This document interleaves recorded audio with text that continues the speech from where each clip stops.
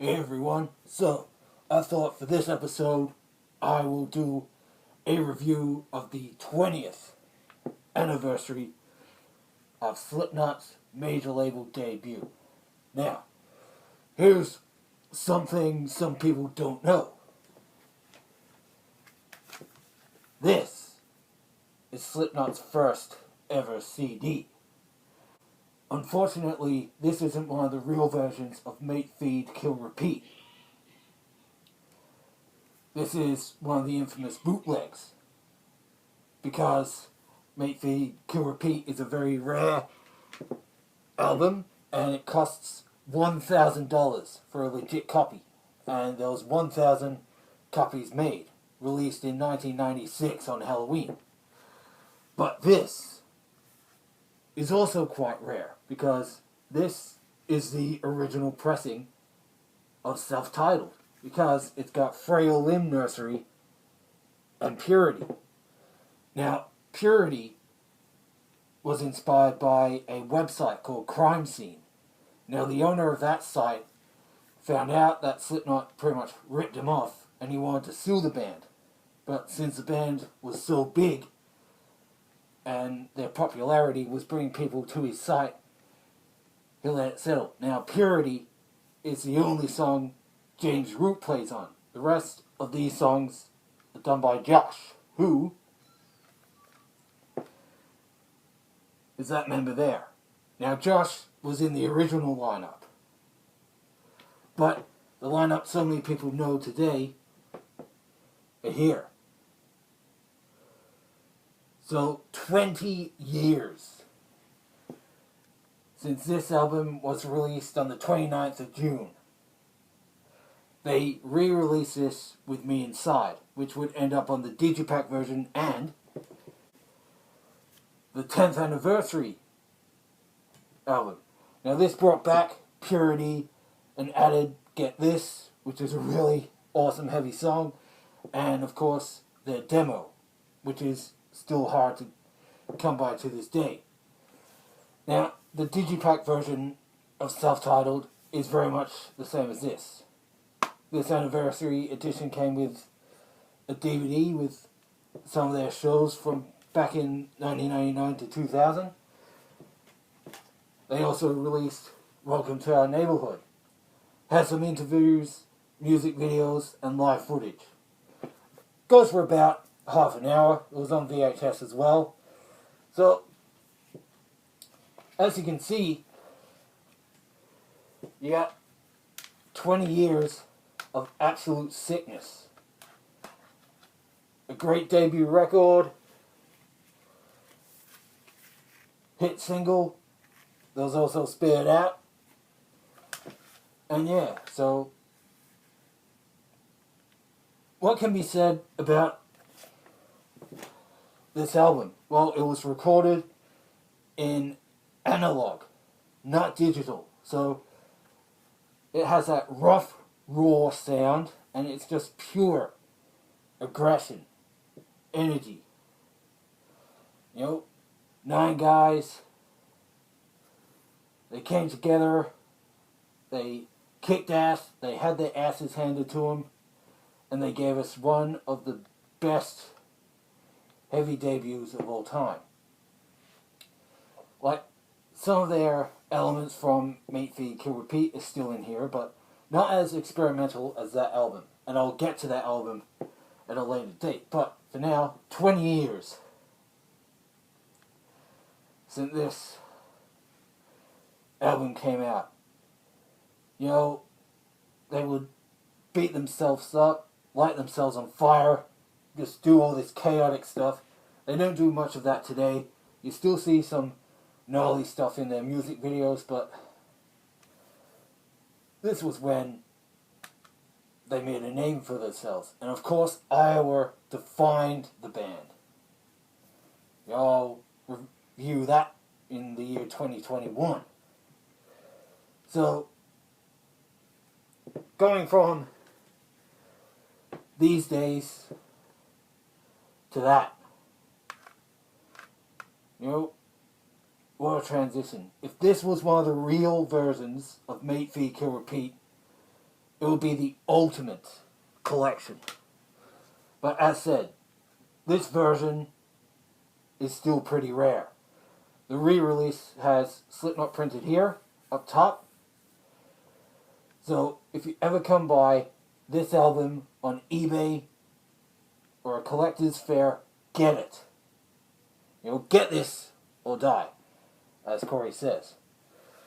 So yeah, other than the mixing process, which was done in analog, Joey and Russ Robinson did all the mixing and editing together, and then, bam, huge hit on their hands. And then they took the world by storm. You know, they have their enemies, and they got their millions upon millions of fans. They toured Australia around late 99, early 2000, and it was massive. It was in the papers, it was on the news. You know, Corey dissed out on Fred Durst. They asked many questions, they had many answers, and it was a kick-ass show. They didn't return for Iowa, but they did come back for Big Day Out 2005. And, you know, people still love their main songs. You know, Wait and Bleed has a really awesome, fully stop-motion music video. And then it's got another video with them playing at Ozfest. Now, they owned Ozfest. It's one of their biggest shows. And then from then, they just scaled up and up and up. And during the 10th anniversary of Selftitled, they brought back some of the old masks, jumpsuits. They played some songs that haven't been done before. And still to this day, they play some songs that haven't been done. Like Prosthetics is a really good song heard live. Scissors is rarely done. They do play Get This. They do play Eeyore, Purity. They pretty much were allowed to play after the whole lawsuit was settled. But other than that, you know, if you saw these guys for the first time, you'll be like, whoa, what do they sound like? How heavy are they? Are they really extreme? Well, they are one of the heaviest bands, and they do have an extremely theatric stage show. And you just got the full evolution over the years, from Self-Titled days all the way to We Are Not Your Kind, which of course will be reviewed here. But can you believe 20 years? Of course they've existed longer than that, but just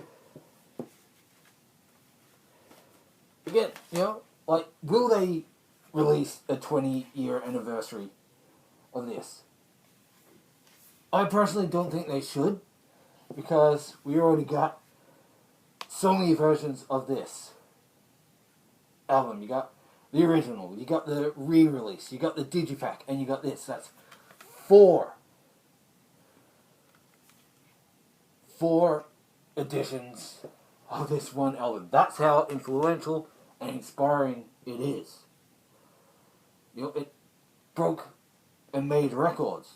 And those records were beaten by Jump for a Cowboy's Doom EP. Or was it Genesis? Anyway, yeah. So they had a record for debut for metal. And yes, ideally this album is a new metal album. Even though that they do things a bit more aligned with general metal. They are part of the new wave of American metal, but yes, by definition, this is a new metal record. Nothing wrong with that. They weren't really in the shadow of Korn and Limp Bizkit. They broke out of that, they did more stuff, and you hear that evolution in Iowa, which is more an industrial metal. Some people say it's a death metal record, but no, Mayfield Kill Repeat is more heavy and brutal. But see, it's that sick. Like, so yeah, you had Josh from the original lineup. He left the band, and then James came in. And then, before Volume 3 came out, Stone Sour released their debut album. Because Stone Sour existed when Slipknot was still in their early days, and Clown and Joey pretty much said to Corey, join our band or we're gonna kick your ass. So he did, and then boom! They took off. And, yeah, of course, over the years, members have either been fired, Paul Gray sadly passed away, and they got Donnie Steele, one of the original members, in to play for the tour, and then apparently he did some writing for the Gray chapter. Then they got V-Man and Jay. But, Joey and Paul, two founding members alongside the Clown, still remembered for what they did and what they accomplished. Great musicians. But as with everything, bands evolve. Like, it would be great to see the original 9 still going, but what happened happened. So we can reflect on a great debut, an important album for them, for the Maggots. Some people don't like him, some people think, the album's so-so, but could they accomplish that? Could they get 9 people in a studio and do something like that? And look at the map. They got a Ouija board. And crazy thing is, Ross Robinson is like the Stanley Kubrick of metal producers. Now the Spit It Out video is a full-on short remake version of The Shining. And Spit It Out, what you hear on the album, is the demo. Russ loves it so much, he's like, we're not making another version, this is for the album. So that's what you hear. One of their best songs, and anthem, Spit It Out, which is like a middle finger to the industry who said they're not going to get anywhere, and they did. Spit It Out. What you hear on the album is the demo. It was played and recorded so well, which explains why it's one of the finest songs. It got on the album, and the video clip, which is on the DVD, they remade The Shining for that clip, and they got every main scene. It's a ridiculous clip. It's crazy, so it's symbolic. That the Ouija board there, they reworked The Shining for a music video. The Shining is all spiritual and crazy, and Ross Robinson is basically the music equivalent of Stanley Kubrick. How crazy is that? Because Slipknot is a crazy band. Crazy awesome masks, crazy music, awesome stage show. And we had Wait and Bled for new stuff. And you're going to see and hear that new stuff in a couple months. But for now, as you know, 20 years of absolute sickness. Like, quite the collection, ain't it? Because that's how important this album is. Got 2 versions, 2 mainstream versions, one without one track. Now, Me Inside, the replacement track of Purity, was the first song the band recorded when they were working on their debut album. It has the experimental equivalents of what you hear on Make Feed Kill Repeat. It's got a guitar solo. It's sort of a jazz type metal song because Joey was trained in jazz for drumming, and Make Feed Kill Repeat. They use jazz, disco, funk and death metal and grind. So, and it's got great singing by Corey, really beautiful melodic chorus, and the second verse, he speaks Latin. Of course, Latin's the language of the devil. See where I'm going with? So, Self-Titled, spooky album, and yeah, Me Inside has a similar riff and drum beat to Surfacing, like you'll hear it when you listen to the songs, and then it's got that awesome guitar solo, which is like then it's got an interesting verse, distinctive guitar riff, so like really eerie, similar to what they did in Mate Feed Kill Repeat. It's got the awesome chorus, melodic. Corey saying that he wasn't promised a thing. You keep mocking me, but you'll never again. Then it goes into the Latin verse. And there's also a really awesome break in it too, with a slick drum roll by Joey. And that's being played live a few times. And then, yeah, with the Digipack version, you got Get This, which is just as chaotic as ER. And then you got the demos, Diluted and Interloper, which were reworked for the album. Then Snap, which would be an awesome song for them to bring back, because they reworked numerous songs from Mate Feed Kill Repeat to Self-Titled and Iowa. But yeah, Snap was a demo featured on the Freddy vs. Jason soundtrack, which is pretty cool. So, yeah, that's it. That's pretty much it. I'm feeling sick. I bet you're sick.